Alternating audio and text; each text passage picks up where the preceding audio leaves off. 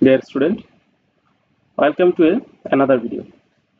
আজকে তোমাদের সাথে আমি আবার চলে এসেছি Palash Chandra Pal, BSc in civil engineering, DUET Gazipur. তোমাদের সাথে আজকে আমি আলোচনা করব ডুয়েট ভর্তি পরীক্ষা নন ডিপার্টমেন্টাল সিলেবাস নিয়ে। গত ভিডিওতে আমরা ডিপার্টমেন্ট পার্টের সিলেবাসটা দেখেছিলাম। যদি কেউ ওই ভিডিওটা মিস করে থাকো তাহলে ওই ভিডিওর লিংক ডেসক্রিপশন বক্সে দেওয়া থাকবে, সেখান থেকে দেখে নিতে পারো। তাহলে চলো আজকে আমরা নন ডিপার্টমেন্ট পার্টের মানবন্টনটা দেখে নিই। শুরুতেই আমরা বলে রাখি যে আমাদের এই সিলেবাসটা সেশন 2024-25 জন্য। তো এইখানের যে মার্ক ডিস্ট্রিবিউশনটা সেটা আমরা গত ভিডিওতে বলেছিলাম যে টোটাল মার্ক থাকবে 300, তার মধ্যে নন ডিপার্টমেন্ট পার্টে থাকবে 150 এবং ডিপার্টমেন্ট পার্টে থাকবে 150। তো নন ডিপার্টমেন্ট পার্টের যে 150 মার্ক সেখানে এমসিকিউ থাকবে 60 মার্কের এবং রিটেন পার্টে থাকবে 90 মার্কের। তাহলে চলো আমরা আজকে দেখি যে এই এমসিকিউ 60 মার্ক এবং রিটেন পার্টের 90 মার্ক কিভাবে ডিস্ট্রিবিউশন করা হবে। নন ডিপার্টমেন্টের মার্কগুলোর জন্য আমাদের যে সাবজেক্টগুলো পড়তে হবে সেটা হচ্ছে ফিজিক্স, কেমিস্ট্রি, ম্যাথমেটিক্স এবং ইংলিশ। এই চারটা সাবজেক্টের মধ্যে আমাদের টোটাল 60 মার্কের এমসিকিউ হবে, যার মধ্যে ফিজিক্স থেকে থাকবে 10টা এমসিকিউ, কেমিস্ট্রি থেকে 10টা, ম্যাথমেটিক্স থেকে 10টা এবং ইংলিশ থেকে 10টা।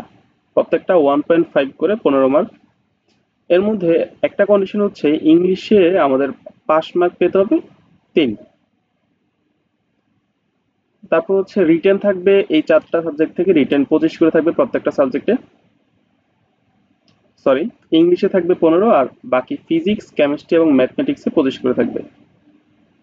তাহলে টোটাল ফিজিক্স থেকে আমার টোটাল মার্ক হলো 40, যার মধ্যে রিটেন 25 এবং এমসিকিউ 15। সেম ভাবে কেমিস্ট্রিতে 40, ম্যাথমেটিক্সে 40 এবং ইংলিশে থাকবে 30 মার্ক। এবার দেখে নিই ফিজিক্সে আমাদের কোন কোন টপিকগুলো পড়তে হবে।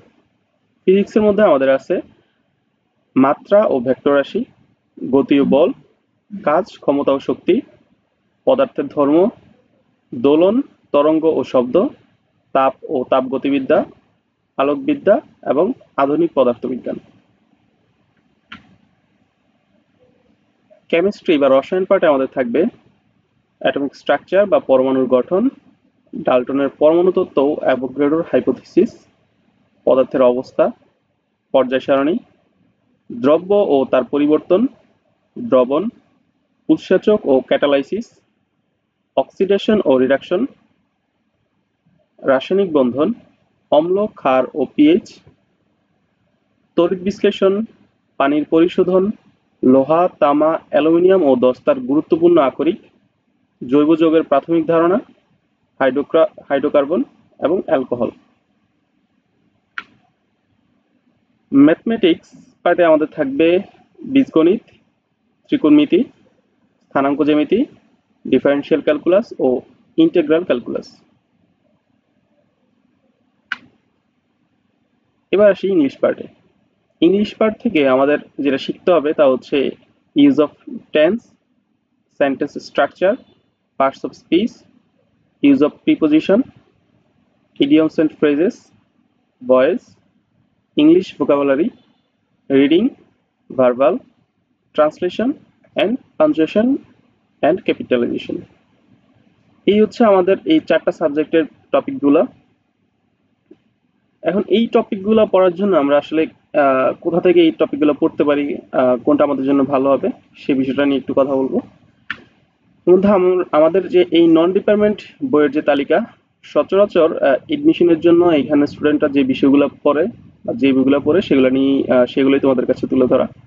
এর মধ্যে আমাদের এইখানে যারা এডমিশনে আসে তারা ফিজিক্স প্রথম পত্র এবং দ্বিতীয় পত্রের সাজান্তপনের লেখা এই পদার্থবিজ্ঞানের এই বইটাই ফলো করে থাকে এবং ম্যাক্সিমাম টাইম এই বই থেকেই আসলে কমন পড়ে আর কি অনেক প্রশ্নগুলা। তো তারপরে হচ্ছে ম্যাথের ম্যাথের সেক্ষেত্রে আমরা অক্ষরপত্রের বইটা দেখতে পারি। কেমিস্ট্রির জন্য দেখতে পারি সোডিয়াম অথবা হাইড্রোজেন বই, এবং ইংলিশের জন্য আমরা ডুয়েট ইংলিশ অথবা আমাদের যে বইটা আমরা সবসময় পড়ে আসি সেটাও যে কোনো একটা বই দেখতে পারি। তো এই ছিল আমাদের আজকের ভিডিও। আশা করি তোমরা এই ভিডিওতে তোমাদের কনসেপ্টটা ক্লিয়ার হবে যে আসলে নন ডিপার্টমেন্ট পার্টের জন্য আমাদের কি কি পড়া দরকার। তারপরেও যদি তোমাদের কোনো অসুবিধা থাকে তাহলে অবশ্যই কমেন্টে জানাবা। আর যদি ভিডিওটা ভালো লাগে তাহলে লাইক, শেয়ার এবং সাবস্ক্রাইব করতে ভুলবে না। ধন্যবাদ সবাইকে। পরের ভিডিওতে দেখা হচ্ছে।